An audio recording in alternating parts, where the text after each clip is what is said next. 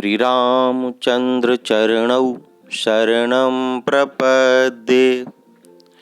प्रिय बंधुओं, माताओं एवं बहनों, यह यथार्थ सत्य है कि मनुष्य को अपने खान पान की भी बहुत ही सोच विचार के प्रयास प्रयत्न और साझा करना चाहिए। एक बार की बात है, एक महात्मा बहुत ही पहुँचे हुए माने जाते थे। वह दिन भर भिक्षाटन करते, भैया भ्रमण करते, लेकिन सोच समझ के एक बार समय में 24 घंटे में बस एक बार भोजन ग्रहण करते थे। एक बार वह विचरण करते हुए जा रहे थे तो रास्ते में एक व्यक्ति मिला। उसने इनसे प्रार्थना की कि प्रभु आज दावत हमारे घर हो जाए। ये बेचारे भूखे तो थे ही, सच्चे हृदय के धनी। इन्होंने उनका निमंत्रण स्वीकार कर लिया। अब इनको क्या पता था कि वह व्यक्ति चोर है और सबका परिश्रम से कमाया हुआ धन निहायत चोरी करके दूसरों को कष्ट पहुंचा करके उनके धन का हरण करके लाता है, और आज किसी प्रभाव से फिर वह जो है अन्नदान का बात कर रहा है। कोई बात नहीं, ये तो नहीं जानते थे। और महात्मा जी ने जो है जा करके उनके घर भैया भोजन किया, उनको आशीर्वाद दिया। और भोजन करने की ये विधा होती है कि यदि यार शाम बेरिया में कहीं पर कोई भोजन करता है तो भोजन करवाने वालों को फल तभी मिलता है जब वह उस रात उनके घर विश्राम करे। और वैसे भी साधु सन्यासी आदमी ये तो चलते फिरते हैं, इनको किसी से क्या लेने देना। उन्होंने कहा ठीक है, अगर ये कह रहे हैं तो मैं इनके घर रुक जाता हूँ और सुबह होते ही विचरण पर निकल जाऊँगा। महात्मा जी ठहर जाते हैं भैया। रात को जब उन्होंने संध्या वंदन कर लिया, अपना पूजा संपन्न किया, फिर विश्राम करने लगे, तब उनको एक जगह एक खूंटी पर टंगा हुआ हार दिखाई देता है। सोने का बना हुआ था। अब देखिए, वो तो निर्लिप्त आत्मा है, वो चलते फिरते आत्मा ही है, मनुष्य नहीं है, संत हैं। लेकिन उन्होंने सोचा ऐसा है, ये हार जो है बड़ा कीमती है, और चूंकि इसके घर काफी मेहमान हैं तो कोई हम पर शक भी नहीं करेगा। अच्छा, चूंकि यहाँ दरवाजा बंद रहता नहीं है कि एकांत कमरा है, किसी को हम पर शक हो, तो मैं जब अगर ये यहाँ टंगा रहा तो जब मैं चलने लगूंगा तो इसको अपने साथ लेकर चला जाऊंगा। भैया संत ने ऐसा विचार किया। ये यद्यपि यह विचार उनको नहीं आना चाहिए था, लेकिन विचार आया। कोई बात नहीं, सुबह के 4 बजे जब वो प्रस्थान करने लगे तो उन्होंने हार अपनी झोली में डाल लिया और वहां से चले गए। चूंकि वह भी जो है चुरा के सामान लाता था, लेकिन हर सामान पर निगरानी रखता था। उसने देखा कि खूंटी पर हार नहीं है। उसने मन में सोचा, जो साधु सन्यासी वो उनको इस हार से क्या प्रयोजन है। नौकरों को बुलाया, उसको भली भांति जो है सजा दी और प्रताड़ित किया, और ये भी कहा कि यदि कुछ समय तक हमारी धन हमारे वापस हमको नहीं मिल जाता है तो तुम्हें अपने जान से भी हाथ धोना पड़ेगा। साधु महात्मा यहाँ से जाते हैं कुछ दूर पर, तब तक उनका खाया हुआ भोजन भैया पच जाता है।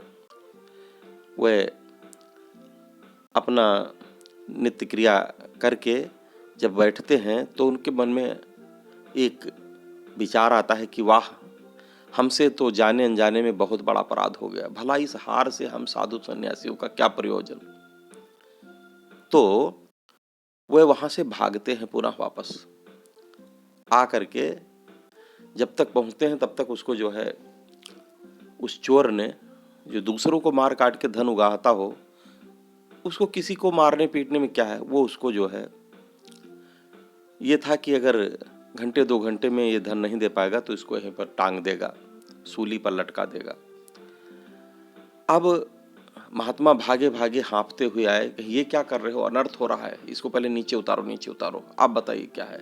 चूंकि महात्मा अंतर्यामी थे, उस समय वो भावावेश में उन्होंने ध्यान नहीं लगाया, क्योंकि उनको भूख लगी थी और वैसे भी उसने बड़े प्रेम पूर्वक आतिथ्य के लिए उनको बुलाया था, तो उन्होंने अब उनका आतिथ्य स्वीकार कर लिया।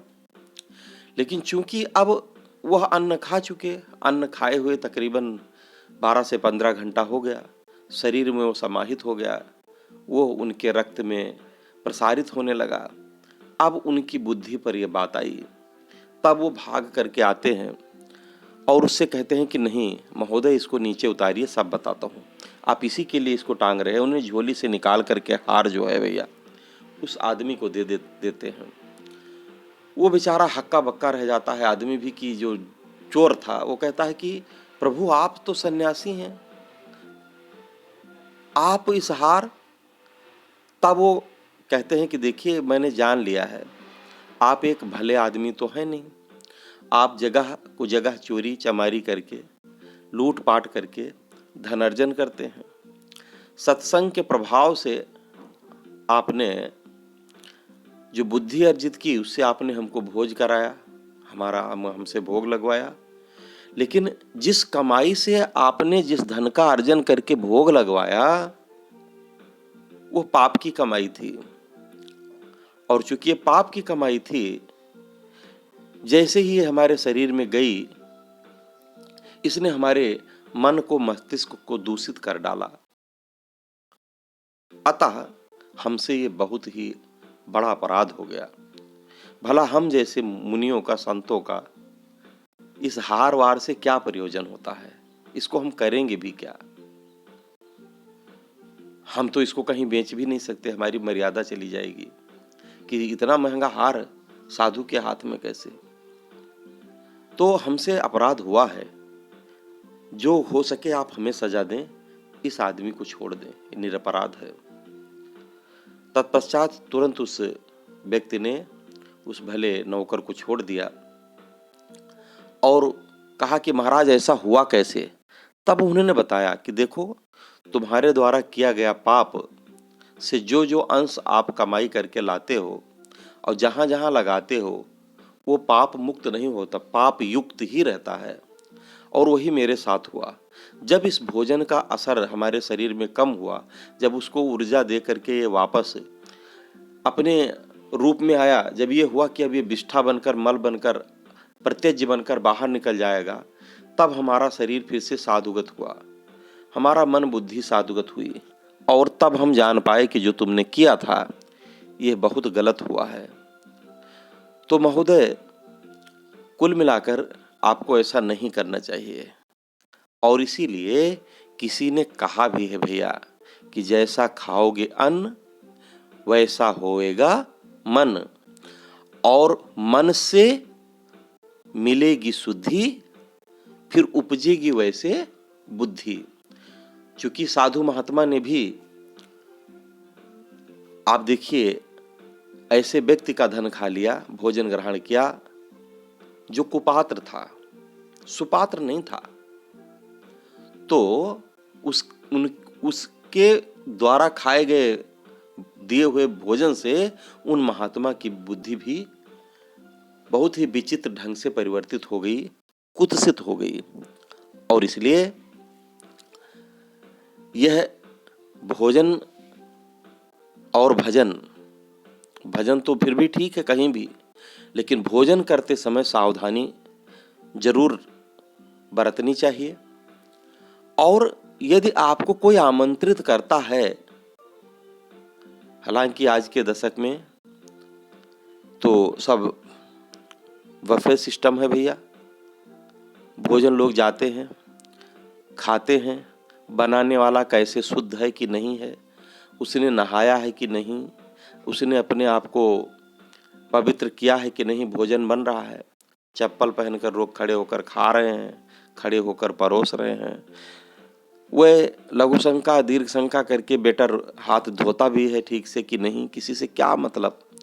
तो आज की परिदृष्टता में थोड़ा सा ये बात हजम नहीं होने वाली है, लेकिन फिर भी एक साधु व्यक्ति, सज्जन व्यक्ति को जो भगवत भजन करते हैं, ऐसे हमारी माताएं बहनें, हमारे भक्तजन बंधुजन, भगवान श्री के चरणों में सप्रेम करने वाले, उनसे हमारा करबद्ध निवेदन है कि दान और धर्म सुपात्र को ही दें, कुपात्र को कभी न दें।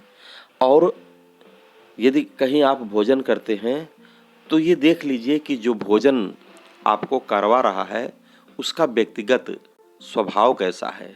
यदि वो स्वभाव सही है तब तो आप उसके यहाँ भोजन करें, अन्यथा भैया बुद्धि परिवर्तित होने में देर नहीं लगेगी।